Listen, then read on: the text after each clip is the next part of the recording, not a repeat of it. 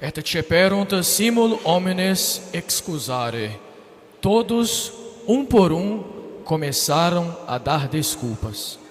Pelo sinal da Santa Cruz, livrai-nos Deus nosso Senhor dos nossos inimigos.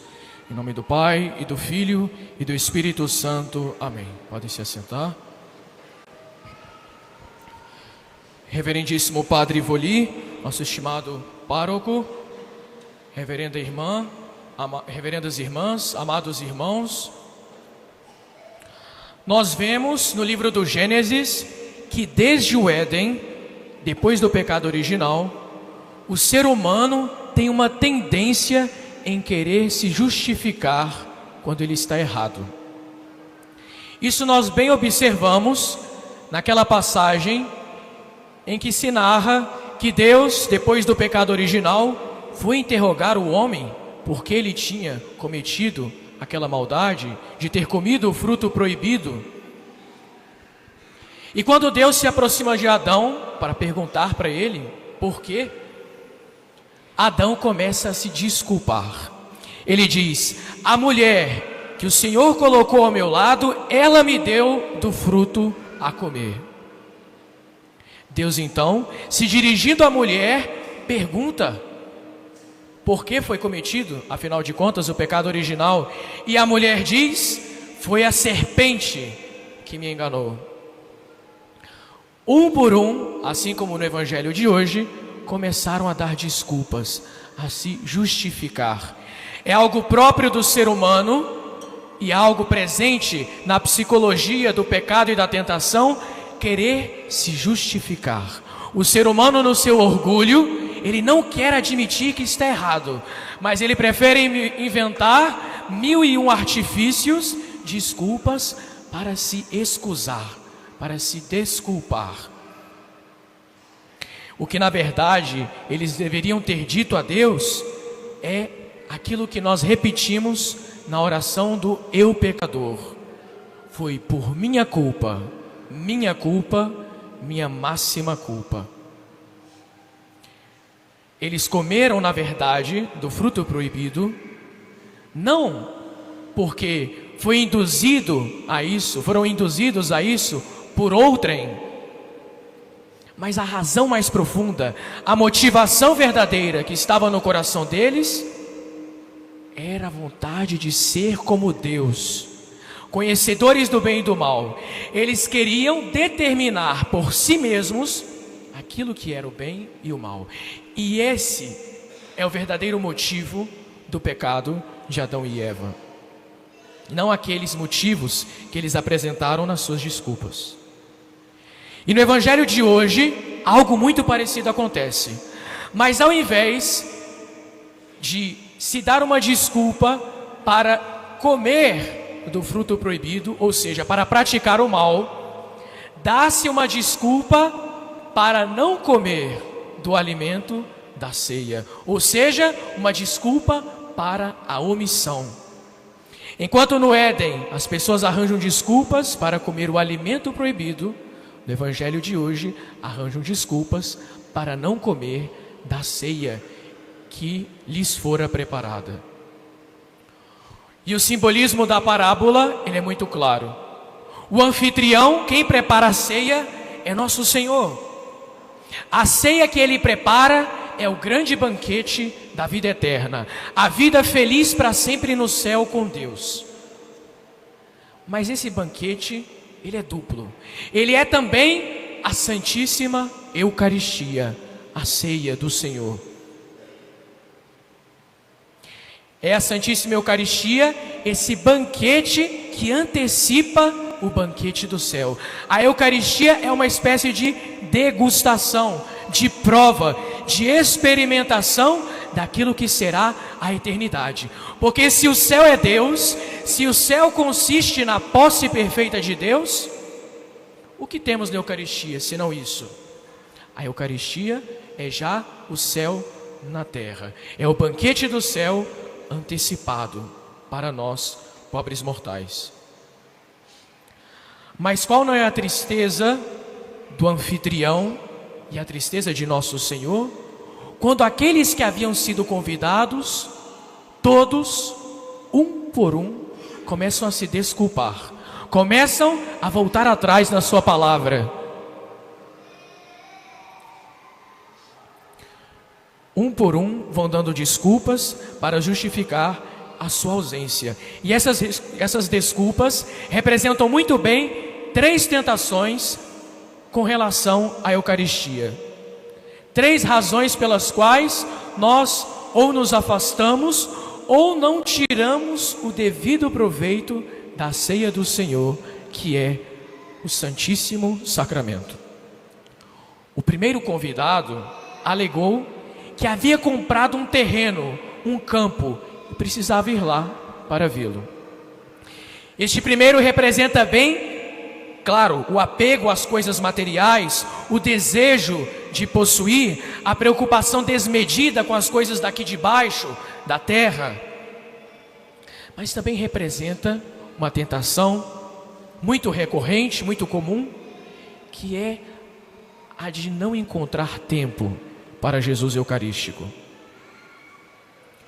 E as pessoas que não conseguem achar tempo para Deus no Santíssimo Sacramento, geralmente são aquelas que conseguem encontrar tempo para todas as outras coisas.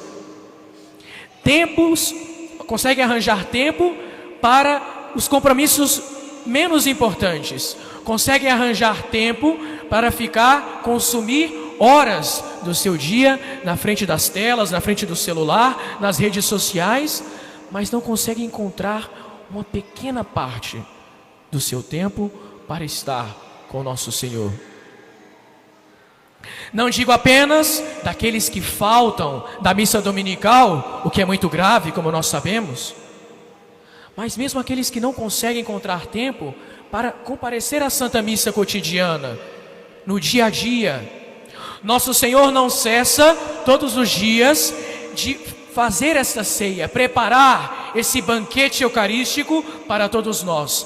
E a todo tempo Ele nos convida, não apenas os domingos, mas mesmo em outras oportunidades, para estarmos junto com Ele, para cearmos, comer, consumir, não um alimento qualquer, mas o seu próprio corpo e sangue, que Ele coloca sobre o altar para nós. A falta de tempo para adorar nosso Senhor na Eucaristia, para visitá-lo. Se nosso Senhor fica no sacrário, se além das hóstias que nós consumimos na Santa Missa, são consagradas outras hóstias para que sejam guardadas, para que nós possamos visitar nosso Senhor. Se Ele se faz prisioneiro do nosso amor no sacrário, é para nós acorrermos até Ele. Ele quer que nós o visitemos, que conversemos com Ele, que participemos da sua ceia. Nosso Senhor nos deu uma semana com 7 dias e um dia com 24 horas. Deus que nos deu todo o tempo que nós temos. Será que nós não poderíamos consagrar, nem ao menos que seja uma pequena parcela desse tempo, a Ele? Nós chegamos então à segunda desculpa. Comprei 5 juntas de boi e tenho que testá-los. Os santos padres nos explicam que essas 5 juntas de boi significam simbolicamente os nossos 5 sentidos. A tentação que é representada aqui por essa desculpa é a tentação de nós nos prendermos aquilo que nós conseguimos ver, ouvir, tocar, nos prendermos aos nossos sentidos e nos apegarmos a eles de modo tal que nós nos esqueçamos das coisas eternas. Nós só tenhamos olhos para ver as coisas daqui de baixo e não tenhamos olhos para uma visão espiritual das coisas do céu. Os homens terrenos, os homens carnais, não conseguem, quando se deparam com o mistério da Eucaristia, perceber que de fato nosso Senhor está ali. E portanto, porque estão apegados àquilo que conseguem ver, eles acabam faltando com a fé e a devoção eucarística. Incluem-se nesse grupo que está aqui representado por essa desculpa, aqueles que vêm até mesmo à Santa Missa e que estão comungando todos os domingos, mas que quando atravessam a porta da igreja para voltarem para as suas casas, estão do mesmo jeito que entraram. A comunhão não gerou mudança espiritual, porque falta receber nosso Senhor com mais devoção, com mais piedade. Nós não podemos, com nossa falta de fé e devoção, receber nosso Senhor de modo rotineiro, como se a comunhão fosse algo mecânico, automático. Mas a comunhão deve ser algo que eu devo fazer como se fosse a primeira vez e como se fosse a última. Comungar sempre como se fosse a primeira vez e como se fosse a última. Certamente, se nós tivéssemos isso em mente, nós faríamos comunhões muito melhores, muito mais fervorosas. Não podemos nos apegar aos nossos sentidos, às aparências de pão e de vinho. Não, é preciso abrir nossos olhos e olhar com a nossa alma, que ali está o verdadeiro Deus e o verdadeiro homem, Jesus Cristo, nosso Senhor. Certamente, se nós olhássemos a Eucaristia com os olhos da fé, com os olhos da alma, não caberiam as pessoas na igreja, de tantos que compareceriam à Santa Missa. O padre teria que colocar mais horários de missa. Aliás, nem os padres dariam conta. A adoração eucarística que nós temos nas quintas-feiras não poderia ser feito ali, naquela capela do Santíssimo, que é um pouco mais estreita, mas teria que ser feita aqui no altar. O padre deveria colocar o ostensório aqui no meio da igreja, no centro, no altar, porque não caberiam as pessoas, muitos acorreriam. E se isso não acontece, talvez é porque os nossos olhos ainda estejam fechados para ver o mistério da Eucaristia. Se isso não acontece, talvez é porque nós não saibamos que Deus mora aqui na igreja e que Ele está ali no sacrário e que está ali em cada Santa Missa sobre o altar. A terceira desculpa do Evangelho para não participar da ceia foi a desculpa da sensualidade da carne. Casei-me e por isso não posso ir, disse um dos convidados. Evidentemente, essa justificativa é completamente infundada. É uma desculpa, como nós dizemos, esfarrapada. Se Deus instituiu o matrimônio não pode nos afastar de Deus. O matrimônio que afastasse alguém de Deus estaria sendo o exato contrário daquilo para o qual o matrimônio foi feito. Tanto é que nosso Senhor elevou o matrimônio ao nível de sacramento, porque ele foi criado para ser um meio de salvação, de santificação. Aquele homem que deu essa desculpa, certamente a deu porque não casou tendo em vista a Deus. Deus não estava no seu casamento. Aquele homem se casou em busca dos prazeres impuros. E aqui é mostrado para nós a terceira tentação, a terceira dificuldade, obstáculo, que nos impede de alcançar um proveito maior do Santíssimo Sacramento. Quando nós nos entregamos aos prazeres desse mundo, quando nós buscamos desenfreadamente contentar, agradar a nossa carne, nós vamos perdendo gosto pelas coisas de Deus. Quanto mais nos entregamos ao mundo e aos seus deleites, aos seus prazeres, mais as coisas de Deus vão perdendo o seu atrativo para nós. Isso vale para a Santíssima Eucaristia, é claro. É claro que a missa vai se tornar algo pesado, enfadonho, um peso, se eu me entrego aos pecados. E aqui não só aos pecados contra a castidade, claro, esses também, mas aos outros pecados, a intemperança na bebida, na comida. os divertimentos do mundo que são ilícitos, ou às vezes até lícitos, mas usados com exagero. Essas coisas vão causando em nós o enfado pelas coisas de Deus. E assim a missa começa a se tornar algo pesado.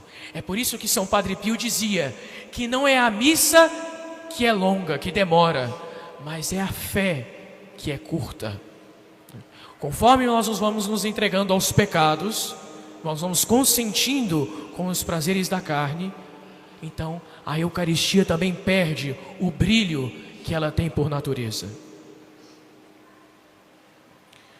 Em resumo, a parábola de hoje fala do desprezo da graça divina e, sobretudo, da graça das graças, que é o Santíssimo Sacramento, o maior dom que Deus nos fez. Nós vemos assim que todos aqueles convidados deram desculpas, mas desculpas infundadas, desculpas que não eram sinceras. As motivações verdadeiras eram outras. Desde o pecado original, o ser humano não inventa só justificativas para cometer o pecado, mas também para omitir o bem. Não só para fazer o mal, mas para deixar de fazer o bem. É muito doloroso admitir quando nós somos culpados. É muito difícil dizer, eu errei, sem se desculpar, nem para omitir, para nos eximir da culpa, nos isentar da culpa, mas também às vezes nós fazemos isso para diminuir a nossa culpa. É a grande tentação que acompanha a humanidade desde o primeiro pecado. E que nesse domingo Deus nos ajude a também nós não nos desculpar, não inventar razões para não comparecer na sua ceia, para não estar junto dele nesse banquete da Eucaristia. E que Nossa Senhora nos ajude a sempre buscá-lo, a ter essa fome da Santíssima Eucaristia, a ir correndo para esse banquete que Ele nos prepara a cada Santa Missa, a cada adoração eucarística, a cada visita do Santíssimo. Et ceperunt simul homines excusare. Todos, um por um, começaram a dar desculpas. Em nome do Pai, e do Filho, e do Espírito Santo. Amém.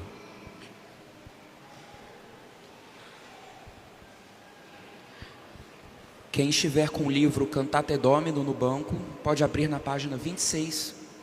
Rezemos o credo, como está em português do lado direito. Creio em um só Deus, Pai onipotente, Criador do céu e da terra, de todas as coisas visíveis e invisíveis. Em um só Senhor Jesus Cristo, Filho